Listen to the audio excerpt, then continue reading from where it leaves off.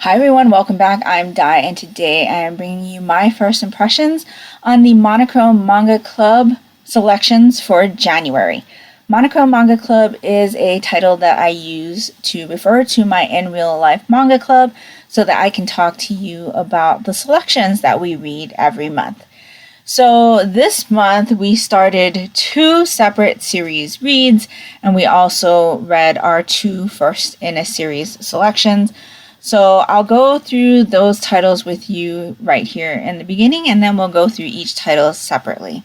So first up, we read Volume 1 of Shortcake Cake by Sue Morishita. This one is published by Viz, rated teen. We also read Volume 1 of Knight of the Ice by Yayoi Ogawa. This one is published by Kodansha, rated older teen. Then we did our series reads. So we read 2 volumes or 1 black edition of Death Note by Tsugumi Oba, art by Takeshi Obata. This one's published by Viz, rated older teen. I do have the all-in-one edition here.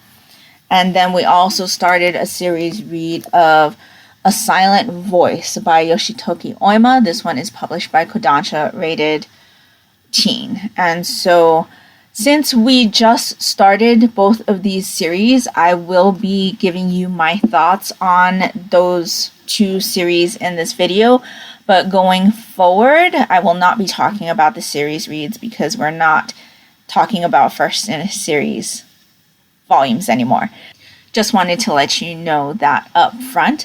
But let's go ahead and start with Shortcake Cake Volume 1. So this story is about our main character here on the cover named Ten, and she is attending a high school, I believe, that is very, very far away from where she lives. She, at the beginning of this volume, is commuting 2 hours on the train every day to go to school and then 2 hours back home.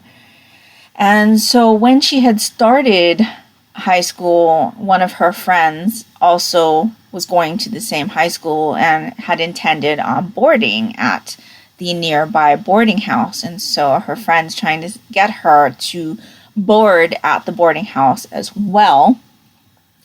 And things happen, and she decides that, she thinks she wants to go ahead and board at this house because it did start to take a toll on her. The commute time, having to wake up early and all of that. And so she ends up going ahead and boarding at this boarding house that's like 7 minutes away from the high school. She meets a bunch of other people that live in the house. And so this follows her experience living away for the first time, living with other people who, some of them go to the same high school, some of them do not, and getting to know these people that she lives with a bit better. I really, really enjoyed this volume. It has been a series that I've been meaning to read for a really long time, and I know it's just recently, I think, finished, and so I am looking forward to continuing with this one. I just thought the story was really cute. I really enjoyed the art style. I mean, look at that. The only thing that could make this story better for me is if it was in color, because I really, really enjoy that our main character here has blue hair. I don't know. The art style, like I said, is really, really interesting. I'm finding some of the characters that we've met so far also interesting. There's something that comes up with one of the guys she lives with and his kind of backstory that I'm really interested in finding out more about. And so that's pretty much all I've got on this one. Definitely enjoyed it. We'll be continuing to collect and read that series. Next up, I've got Volume 1 of Knight of the Ice. This one is about a guy who can't seem to land his quads unless his childhood friend recites to him his favorite magical girl slogan. And so that's basically what this one is about. We have this guy here on the cover. Him and his childhood friend did ice skating lessons when they were younger, and he ended up excelling and moving into competitions and things. but he was always kind of known as the dark horse. And just nobody really had any kind of faith in his abilities, because every time he'd go for a quad jump, which is something that is needed for competitive level skating, he couldn't land them until one day his best friend says those magical words to him, and he suddenly was able to land his quad jumps. And I've just really enjoyed seeing that kind of unfold on the page. We get our first taste of competition for this character, and we meet some of his competitors. It definitely gave me those Yuri on Ice vibes, where we are meeting competitors and we kind of see how each competitor interacts with our main character, and seeing some clips from their performances and things like that. I really, really enjoy watching ice skating as a sport. And so seeing that come alive on page was interesting to me. I enjoyed seeing the relationship between our main character here and his best friend. I would say both of them are main characters here. We get clips with her, we get clips with him, and there are things coming up in her life that kind of complicate what's going on in his. And so I'm interested to see where this story goes, how some of those complications get ironed out or worked out. I presume they're going to get worked out, because if things don't go the way he needs it to be, obviously his competition career is going to go out the window. And so, yeah, looking forward to seeing more of this. I think it was definitely the right time to pick this one up, considering the Winter Olympics are right around the corner. And I really enjoyed this one as well. So let's talk about our series reads. We'll talk about A Silent Voice first. I had read A Silent Voice Volume 1 a couple years ago, I think, as one of our Manga Club selections. And so Volume 1 was a reread for me. Volume 2 was a new read for me, but I have watched the anime adaptation of this series, and so I kind of know what this whole story is about and where it's going. I don't think this is a series that enjoy is the right word to use when talking about this series. I hear a lot of people saying how much they love it. For me, that's not where this series hits. I don't enjoy reading this series. I find it very hard to read all of the things that are happening. I don't enjoy any of the characters. There are definitely lessons to be learned that are important, but this is not a series I would say is enjoyable to read. So, yeah. We're reading this for club because a lot of the members wanted to read it, and so I'm going ahead with that, but yeah. That's kind of my thoughts on that series. So the last thing we read was the first 2 volumes, or the first black edition of Death Note. I do have the all-in-one edition here. This is a story that I am familiar with. I've, again, seen the adaptation, so I kind of know how this is going to play out and what happens.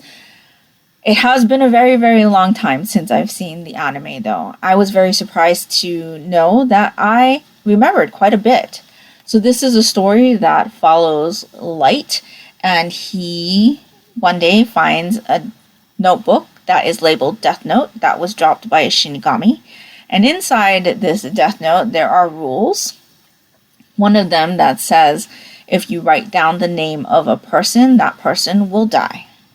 And so we follow Light using said Death Note and see his decision process on how he's going to use it. He starts out by using it to clean up crime, and then the story kind of goes from there.